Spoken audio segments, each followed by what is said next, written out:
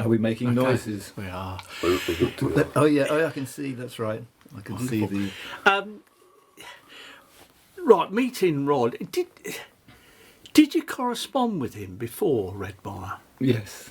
Tell me. Yeah. When I was given the thumbs up by Tom Mintram, because I'd met Jack only perhaps 6 months previously to when I was invited to join, because there was a vacancy came up, and he said, well, you'll be one of the two new boys because there's another person coming in as well.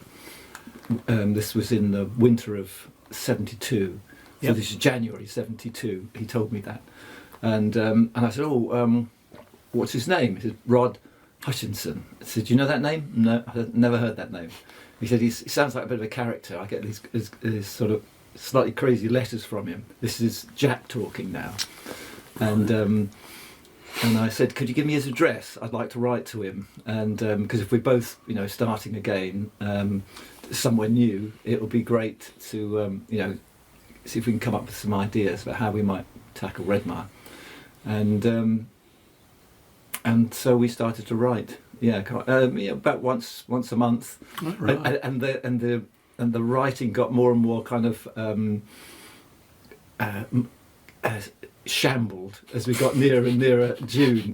Because the season would be opening on the 16th, and I think it was Jack, Tom, and Bill Quinlan were on the first rota. It was 3-man rota each time. They were on for a full week. I think there was a couple of days beforehand, when the unfortunates, who were John McLeod, Bill Walkton, and Pete Climo, they were there just for 3 days, because it was always Sunday to Sunday. Yep. And they had, I think it was like Friday to Sunday, so they just had 3 days, and then it was time for the, Jack and Tom and Bill, and so they had a good week. And during that week, we didn't know what was going on until the Angling Times came out, and there was a picture of Jack with a 31-pounder. Wow, and because there was no grapevine then, you couldn't like there is now. I'm talking about internet grapevine. It was just you might get a phone call. So and so's had a 20-pound. No, and it was all really exciting, but no one knew anything. So to read it on the front page of the Angling Times was really good, and then we were away. We were gone on this having. I suppose maybe I wish I'd kept the letters. I think I've got a couple of them somewhere, but 3 or 4 times we would write. But we had written, and then it was I think it was the 21st of June, 26th of June, something like that. I should remember, but anyway, it was towards the end of June, and I came down, with Jasper, and It's your brother. My brother, but.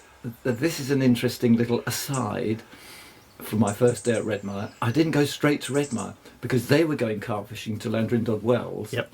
And they thought it'd be great if we could just call in at Ashley on the way, because we knew that one of our pals was fishing there, and I can't remember who it was, but Tom was going to be calling in to see if he'd caught anything, and Tom said, if you want, we could meet you there and I could tell you what's been happening. Oh, right. Because Tom was a stickler for the rules, and we weren't allowed to arrive there while Tom was packing up. It was sort of, oh no, you can't do that, and I was like, well, that's a bit weird, but anyway, so I had to meet him at Ashley to see what had happened. So we'd that was rather nice, because it set it up. Who was it? I think it was Chris Seeger. Oh, Chris Seeger. That's right. Chris Seeger was fishing there. Yeah. Sounds right. Yeah. That's right. And somebody had a 26-pounder, and I can't remember who it was. Anyway, so I got them. I got a bit of a idea of what had happened during the week, and and the only person other than Jack to caught a fish was Bill. He had a 26 pound common. So anyway, we met on the dam, Rod and I. My brother. So you pulled the car up. Was he already there? Yeah, he was already there. His Morris Traveller was already there. This beaten up old, Morris Traveller with all the wooden frame at the back. The classic Morris Traveller. And it always had a kind of limp, his car, because the suspension had gone on the rear offside, and so it looked like it had a limp when it was going on the road.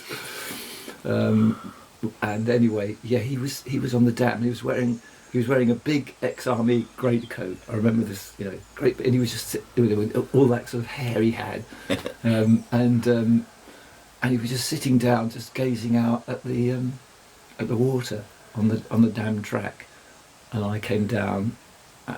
In his recollections that I've recently read, that he hasn't published, in his memory he was asleep in his bivvy, and I was coming around looking for him. That is not right, because he never kept a diary. So although he probably was asleep before I came down, when I found him, he was sitting on the dam, looking out across the dam, and I didn't wake him up. He was there because he looked at me and he said, "Are you Chris Yates?"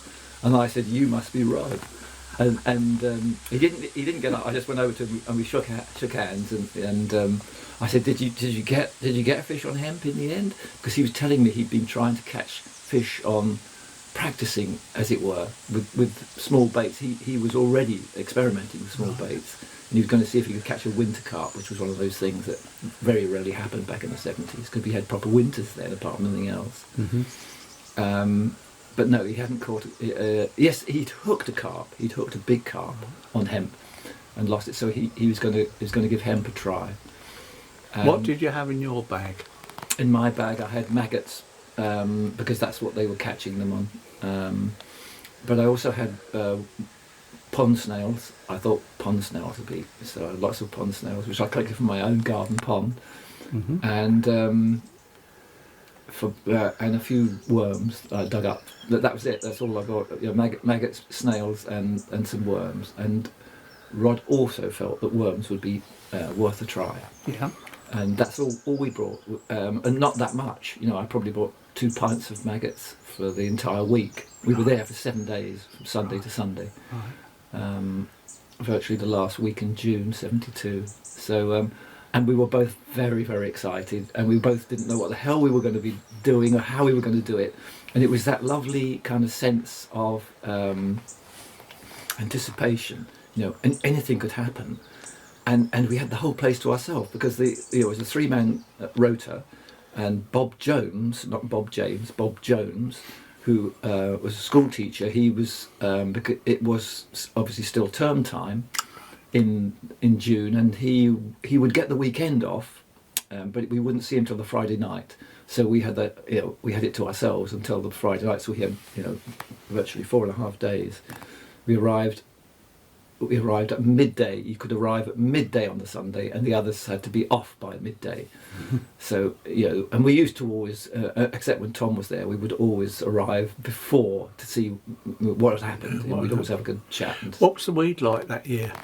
Pretty dense. It was good. I was really pleased to see it, because I used to hear Tom complaining a bit about the weed sometimes, and that it was. But I had always felt that if there's plenty of weed around, that was good, because it just made stalking that much easier. And that's, I've always ever stalked. I'd hardly ever done any sort of long sessions just sitting stationary. I found that not very productive, apart from anything else, because you could always find the fish feeding somewhere, especially if there's plenty of weed around, plenty of stuff, leaning into the water, lots of trees. There's going to be something happening somewhere. Did you walk round together, or did you? We didn't do anything for a while, maybe an hour.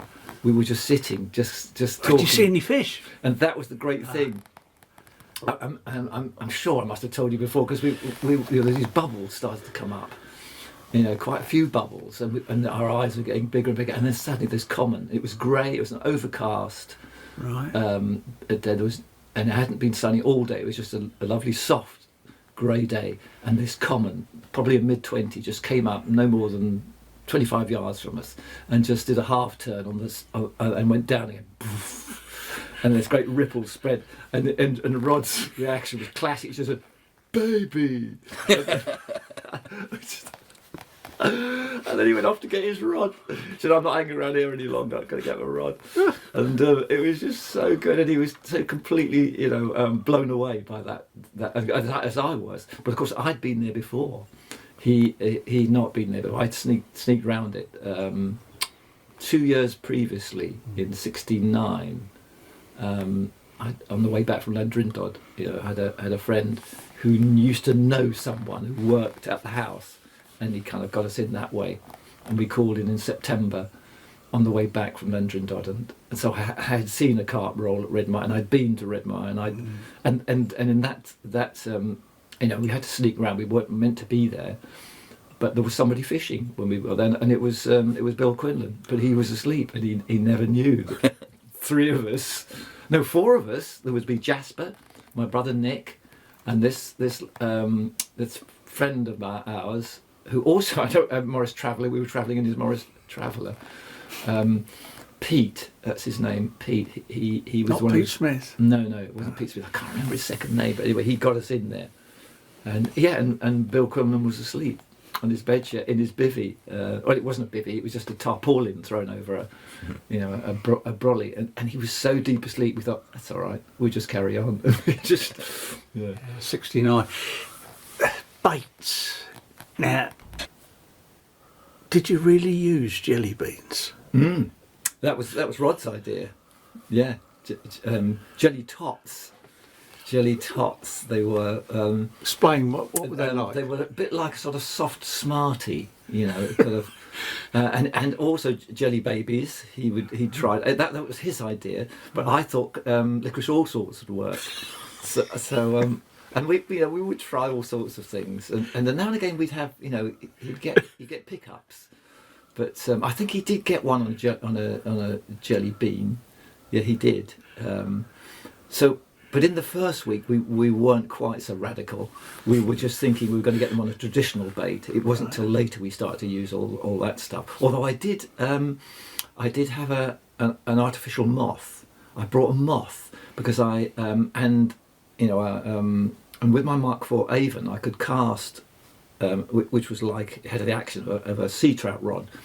I could cast it, sort of 30 yards almost, and that nearly worked because they would lie up in the weeds, and I cast this moth in the evening over this big common, and I just twitched it over its head, and it came up, and I went, and it just blew it away in the end. It nearly took it. It was just going to take it, and then the last minute it kind of just and blew it away. Oh, washed it away. What did you make of his fishing? So you saw Rod fishing. I mean, what was he like? Was he always on the lookout? Would he disappear inside? He was very intense, very focused.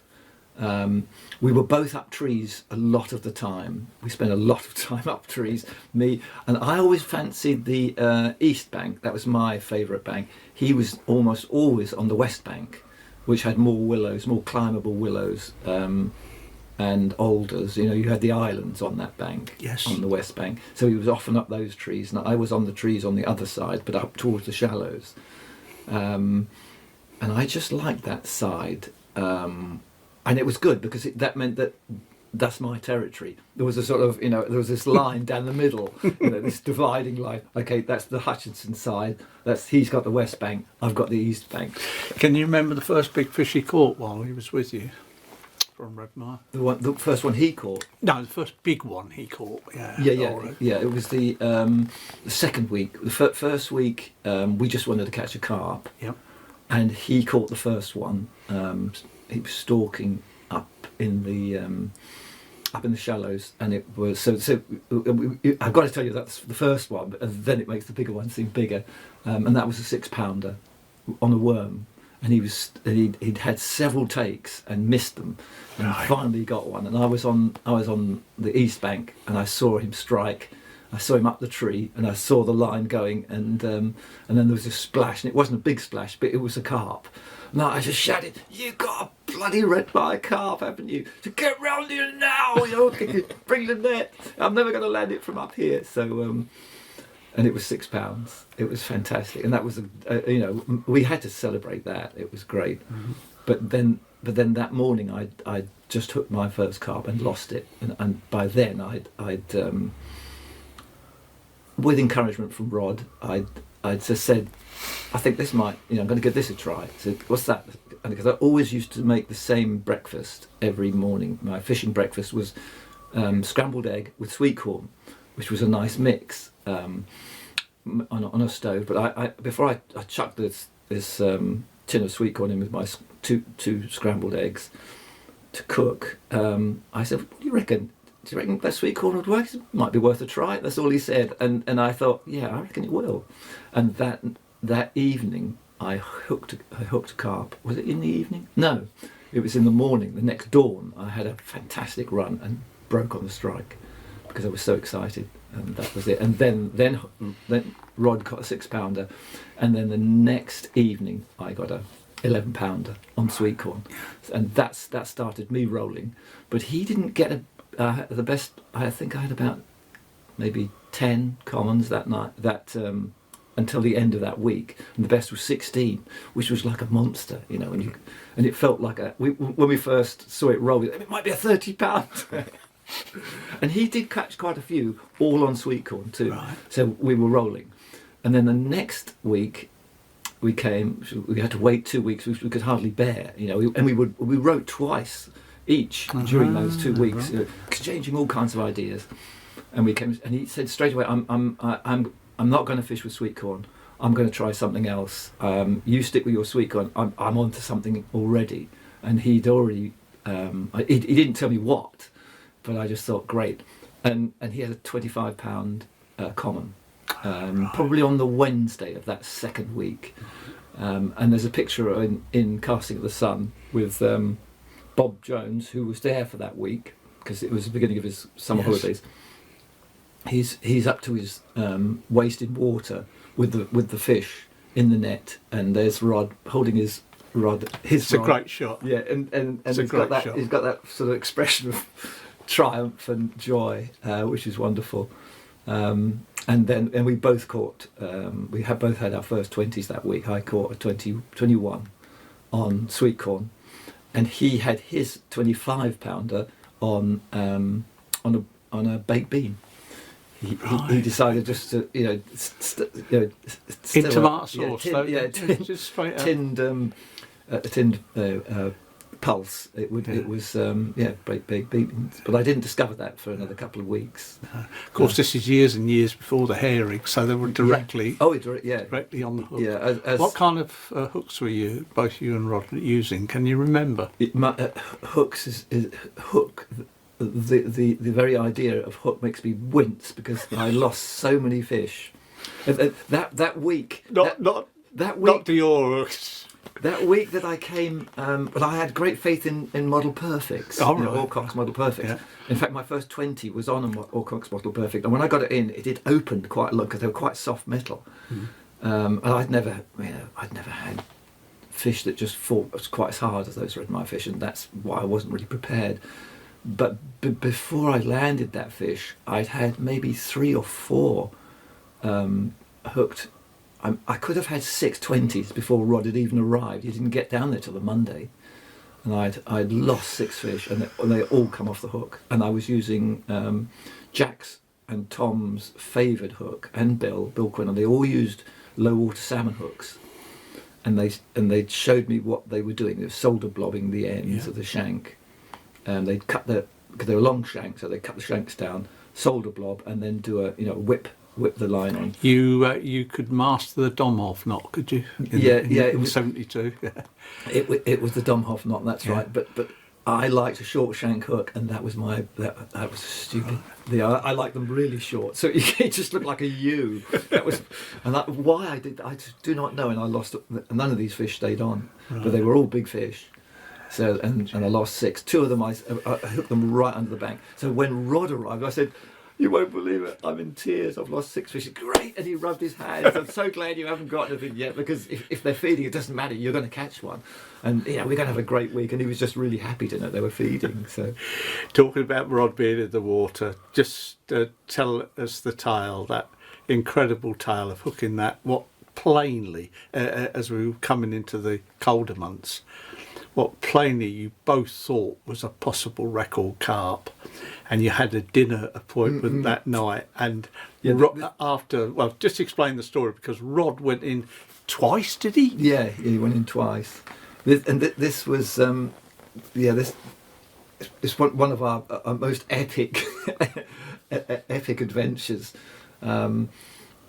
It was the 30th or 31st of October 1972. Rod had been there all week. I couldn't get down there until the Friday, and so I only had from Friday evening till Sunday lunchtime. But he'd been there all week, and on the Tuesday I had a phone call from him from the phone box at Langaran, and he was incoherent. Oh, what's that sort of, I can't do the Lincolnshire accent. You got to get down there now. And what's gone wrong? What's happened? I thought something terrible had happened. No, I've just seen it. It does exist. I thought, is he talking about the ghost? Or is he? No, the big one. The big common, Jack's big common. I've just seen it, and he was fishing in Ingham's, and this fish had rolled. He said probably 30 yards out, and it had been cold and grey and nothing much had moved, and then this enormous thing the size of a canoe had just rolled right in front of him and just sent him into a frenzy. And once he recovered, he ran down and said, you got to forget your bloody job. I was doing I had to deliver a book cover for Panther books, and a paperback cover, and it was worth a lot of money. And I had to deliver it by Friday, and that's why I wasn't going to get there till Friday. Right. I said, no, I can't come. This will pay for Redmire for next year. And he said, well, you're mad, because it's on the move. I've seen it, and there were bubbles later, and and there was definitely things happening, but the lines never moved. And anyway, so I've just come down to tell you, get here as soon as you can. So when I came down, his eyes were still popping out of his head on the Friday. He was still frothing, because of this monstrous fish. So that's the setup. He'd had a 23-pounder, I think. That's the only fish he'd had. And then while I was setting up in the willow pitch, I decided, because this fish was on the west bank, that where he had been in the style. No, Ingham's. Sorry, he was in Ingham's, which is on. I said that, didn't I? On the style.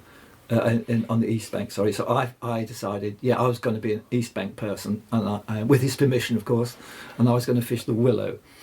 And I flicked out one rod, and I've left. So I ran round to my Renault van to get something essential, like a can of sweet corn or something like that, another can of sweet corn. Got back, my silver paper was going.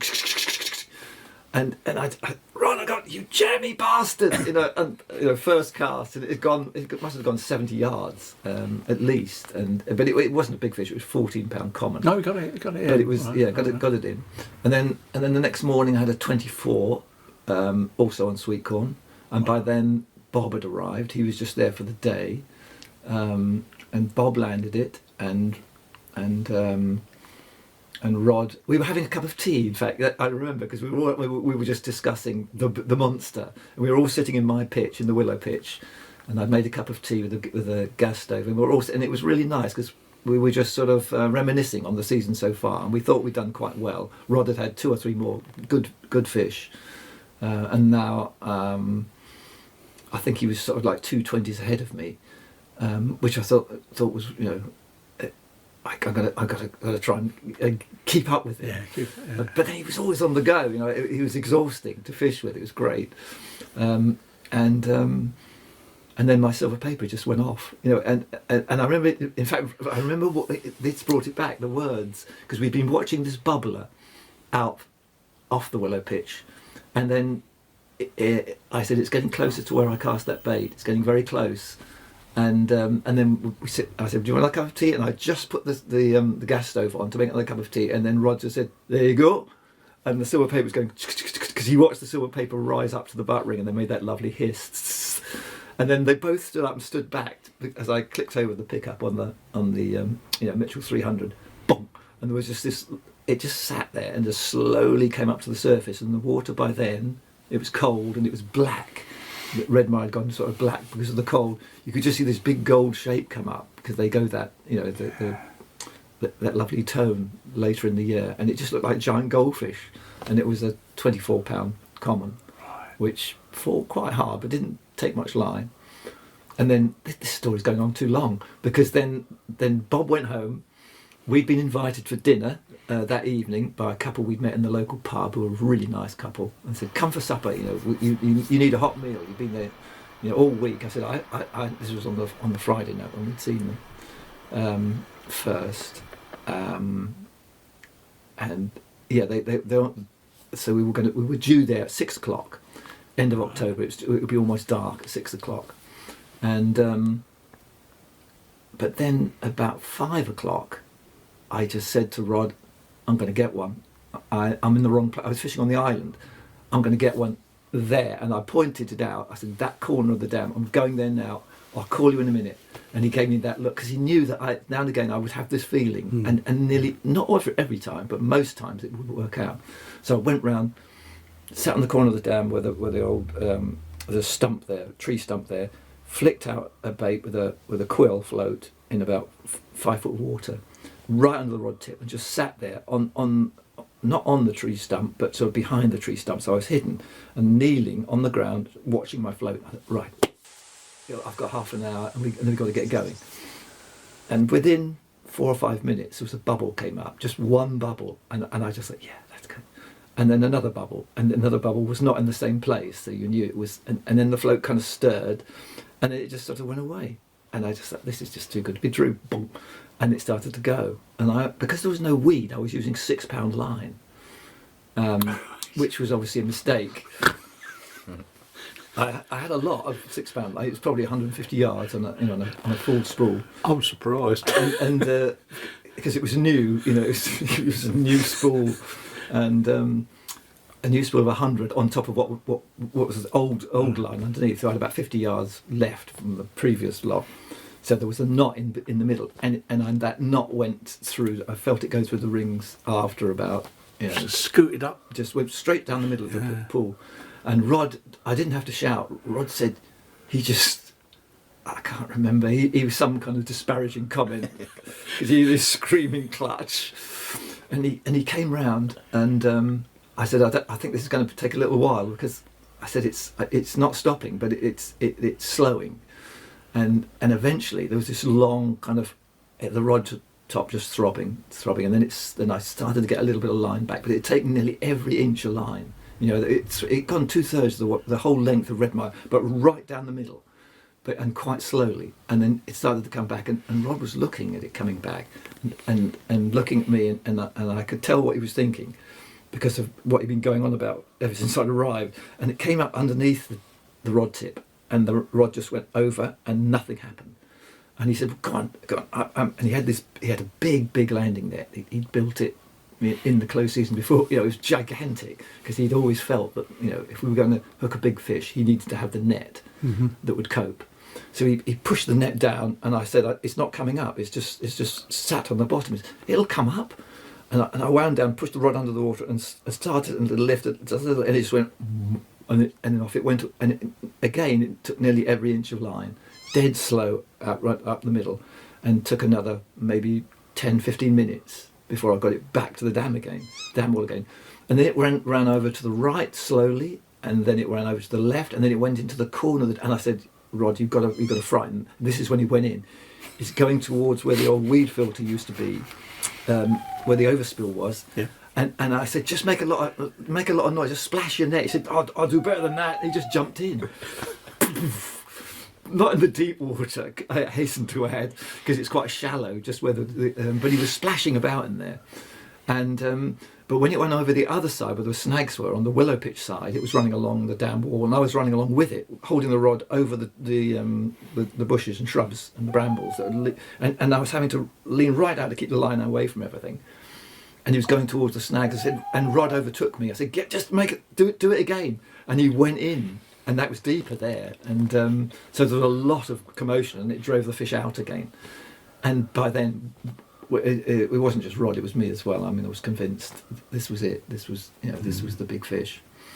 And then finally, after nearly 2 hours, got it up onto the surface. He was sitting on the weed filter with the net. And I had it on the surface, and we could see it. By then, it was completely dark, and there was no. There had been a moon, but the moon had gone down while we'd been. It's been a half moon, crescent moon rather, and it had gone down, and and so all we could see was this inky sort of ripple on the surface. And he got it over the net, and he started to lift, and there was a huge splash, and it went off again, but the rod was pointing down at the net, and there was S-link. On the drawstring, and the line had gone through the S-link, and I thought, that's it, that's fucked. And then he shook the net, and the line went slack. Oh, bastard! He's shaking the hook out. But then everything came back again. What he'd done, he'd taken the slack away and freed the line. And so I got back to it. We brought it back in again, and I could see this long shape coming over the net, and then coming, and then he lifted. And there was this bit of, it wasn't a big splash because 2 hours. It was quite a tired fish by then. It sort of, and he started to. He said, "God, look at the length of that!" And then he lifted up, but then, oh, it's not. I don't think it's that big. And I said, "What?" And we could see it then. Our night vision was pretty good. And it was, it wasn't a record fish, and it was like a wildie. It was, and it was just over 36 inches. We measured it. Yeah. But it was, it was a gigantic wildie, and we never saw it again. And no one had ever, we showed the pictures to Jack. We put it in the sack, and never stopped fighting in the sack. Yeah. And in the morning, it was still fighting, and we couldn't get a good picture, but we did take a couple of pictures of it. And it doesn't look like it looks like a long fish, but we were convinced that was the record, and so we were very late for supper that night. I could say, did you make supper? Another thing I must ask you about, because people will find this interesting, fascinating, and also slightly weird as well, is didn't you write to Rod before you caught the record fish, saying, I think. So just prior to the season in 1980, and that the postcard has actually been reproduced, hasn't it? In one of the. How did you know? Nobody can. You can't. I did discuss it with a psychologist once, who was a member of the Royal Society. I think she was head of the Royal Society. I did a programme on the Sixth Sense for Radio 4 once, and I talked about this, my absolute conviction that I was about to catch, the biggest carp in the country, and that card that was published, by the way, that wasn't the card I sent him. Oh. That was the card I sent him from Redmire on the morning after to say I just landed that fish. Sorry, right, but I had sent a card to him, and to not Jasper. No. Burt Whistle. And to Nick. Right. To Nick, yeah. To Nick. I sent 3, maybe 4 cards to people to say, by the time you get this card, I posted it on the way to Redmire on the 15th, and so it was stamped 15th of June. So by the time you get this card, I will have caught the record carp. And that was the weirdest thing. I've never done anything like that before. I often felt my chance, something's going to happen. And Rod would always... But Rod knew from our experiences together that if I had a very strong feeling about us, where to fish, what might happen, he would always say, "You daft southerner," and then he'd say, "But I think we should do that. After the end of that first season, yeah, I think at least we could try it. And he never had complete faith in me, but he knew there was something weird going on. Maybe it was because it was Redmire, because Redmire is a very strange place. What did the psychologist make of your predictions? She put it down to she called it patterns of experience, patterns of observation. That we see all the time, especially when we're in a situation like at Redmire, where it's very calm, and you're noticing all the various natural rhythms going on around you, and you start to, without being conscious of it, you start to join up the dots. That's how she put it, and therefore you get a kind of you can predict something's happening where you can predict where this is all going to lead. And I said, well, that's not really what happens, because I'm not there. I'm somewhere else.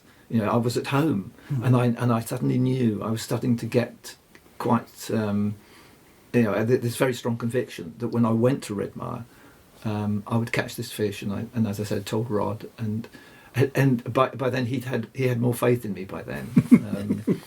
Not that we fished it was a shame we didn't fish much together then, because he'd left. And just let me, before I forget, you'd also seen and fished with Rod at places other than Redmire. Save, right? Johnson's. Right, okay. And obviously he was carp fishing then. Yeah, of course. And didn't he catch a big one at Save while you were there with him? The picture on the front cover of his book. You took that shot. The Bronica. Yeah, the Bronica Canberra took that shot. Yeah, took several rolls of black and white, and I lost a big fish on his special bait. So I was very good at losing fish, but that's because I refused to use a hair rig. I still. Wow, you're in the realms of the hair then. And it was a pretty solid bait. I just tried to sort of side hook it, but I had it on for quite some time. It was a good 20, but it rolled off in the end. But did you catch any at Johnson's when you went to see Rod? Can you remember? He had. I remember he had a really big tench once. It was pushing which was big at that time. It was pushing sort of 7 pounds. Whopper. He had a couple of low 20s when I was with him. And I remember with Fred Wilton, who was down there that one day, and a couple of those other Kent regulars. We were all having a bit of a barney on the bank, and I just arrived on a big Kawasaki. I had a big 900 motorcycle then, and he said, so show us one of those new rods you just got hold of. And I'd got this. I said, this isn't a new rod. This is the rod that I'd lost a big fish at Redmire, which was the sea trout rod, the Hardy rod. He'd been intrigued by it because he used to fish with a little one of his daughters. The little rods. He used to stalk at Redmire with this little solid glass rod, and he had several 20s on that little rod. And this was like a pre-war version of that rod. And so I said, feel the action, and it was 8 foot, 2-piece, like my very first rod. And I put a reel on it. I said, go on. Hook me up to the back of my bike, see if you can stop me. So I roared off along the track on my 900cc motorcycle with dust everywhere, and he tried to stop me before I got to the end of the track, and everyone sort of fell around laughing. But he said, God, it's a good rod. I said, and of course I pretended it had stopped me halfway around. I put both brakes on and skidded and crashed into the undergrowth. Finally, can you remember the last time you saw Rod personally? I think it was. It would have been at the NEC. Right, at Go Fishing. Yeah, yes, right. And he was in he was in a good mood. He probably had a couple of bottles of wine at that lunchtime by the time I got to him, and we were sitting in. I think we were meant to be sitting in Terry's bivvy. Terry, come on, give me the Terry. Eustace. No, not Terry Eustace. There's another one. There's all these Terrys. But anyway, we were sitting in before Terry Hearn, yeah.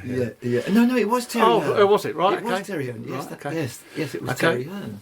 Okay. And we were having to do a session in front of quite a big crowd, and we were doing what we're doing now. We were talking about Redmire mostly. Sure. Although there was Terry talking about his experiences elsewhere, and there was somebody else too. There's four of us, but Rod took centre stage. It was great. Did he? He came up with some great stories, and he was such a good storyteller because his delivery was quite kind of it's quite matter of fact, and so when it got more sort of surreal and more exciting, he hardly raised the level of his voice, but it just made it more exciting in a way. It was he was great fun to talk with, just to have a chat with, and although I think I did see him again once, but I can't remember where it was. It might have been a book signing or something like that. But Right. and we used to write occasionally, but then we'd phone occasionally, and then these last 5 years I haven't really. Not until Christmas before this last one, when I got a card from him, and that's the first time I'd heard from him. And there was a really nice message there, and I thought, I'm going to have to write to him. There was something in the message which was it was quite poignant, and I thought, because I knew he hadn't been well, so I was going to write him a New Year letter. But I must get around to that. I'm very bad at getting around to correspondence now. And I never got round to it. And then the next thing I knew, he wasn't even there to get the letter. Right. So it was, I was very, very sad to hear that he'd gone. But but we had some great times together. And I think the happiest times I've ever had fishing ever were those was that first year. And the best day we ever had was the beginning of the second year in '73 when we started. We had it just it's like a lottery. We got the first week, and it was Rod, Rod and I, and Rod had been, and Bob Jones had, because it was a Sunday. He was going to be there just for the Sunday, and he was going to have to be at school. Had to get up crack of dawn on a Monday morning to go to school, just like a naughty boy, But and it was wonderful. It was just so good. We both had a £20 that night. Wow. Lovely moonlit night. I remember, and he had the first one at 2 minutes past midnight. I heard him cast, and his swim was so boiling with fish because he'd been there for like 2 days. And he said, "Climb up this tree. Look at that lot." And he said, "Wait till midnight." And I said, "They'll be gone by midnight. They'll know." But they weren't gone. And he had a 22, and then I had a 25. At 3 a.m, and on the other bank, he was on the west bank, I was on the east bank, I was on Green Banks, and I had a 25, and that was the beginning of our best. It was a fantastic week, and we both had wonderful fish. I think we both ended up with 320s each, and lots of big doubles, and Jack and Tom managed to get a few. Because they needed to be there for that week because they couldn't make their own official week, so we let them, and neither of them, and that was, I think, the beginning of a bit of a rift, because they fished quite hard, but neither of them had a chance, and they looked at us, always on the go, always climbing trees, and they just said, it's too exhausting. Young guns. Young guns. You never stop. I said, "No, we're only here for the week. We want to make the best of it, and they were a little bit disturbed, I think, by our completely wild and unstoppable enthusiasm and energy. We wouldn't sleep, or sleep very little through that whole week. We didn't end up looking like a couple of ghosts by the end, but we'd got a lot of fish while they were just sitting their bivvies. They would never move. Wonderful memories. Yeah, wonderful. Thank you very much, Chris, for sharing that with us and everybody who will listen to this at the tribute weekend. Thank you. And I'm sorry I can't be there.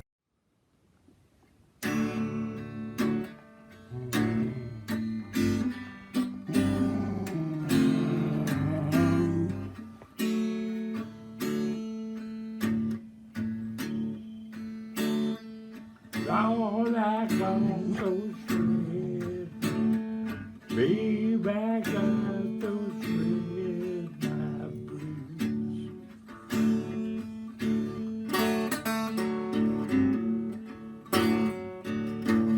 I got those red knives to the tip of my red nose.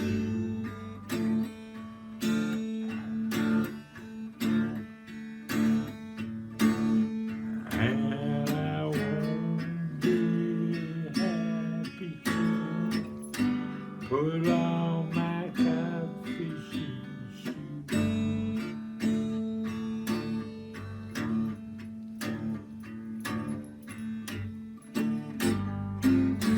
Say, don't you like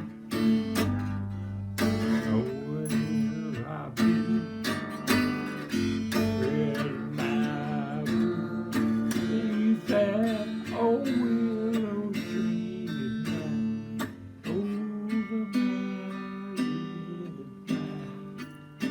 over my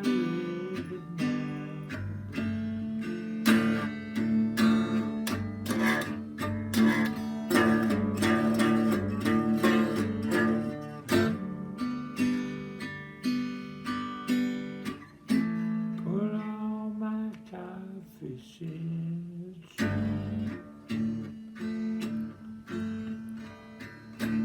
on their own.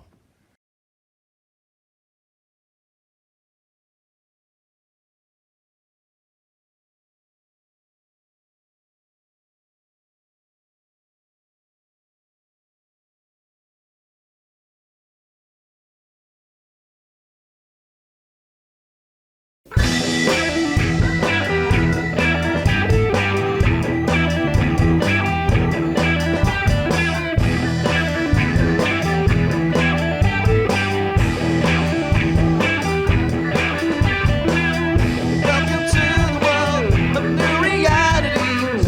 Open up your heart and feel the love that's flow. Welcome to the world of possibilities. Open up your mind, discover what you know. Welcome to the world of sensualities. Open up your eyes and watch the world rehearsing. Welcome to the world of sacred harmonies. Open up your mind and sing the sacred verses. Freedom is my soul. I know it won't be long. Well, I say tomorrow will be a better day. Tomorrow will be a better way. Tomorrow will be a wiser time. Tomorrow will be a better state of mind. Tomorrow, tomorrow, tomorrow, tomorrow, tomorrow, tomorrow, tomorrow, tomorrow, tomorrow, tomorrow, tomorrow,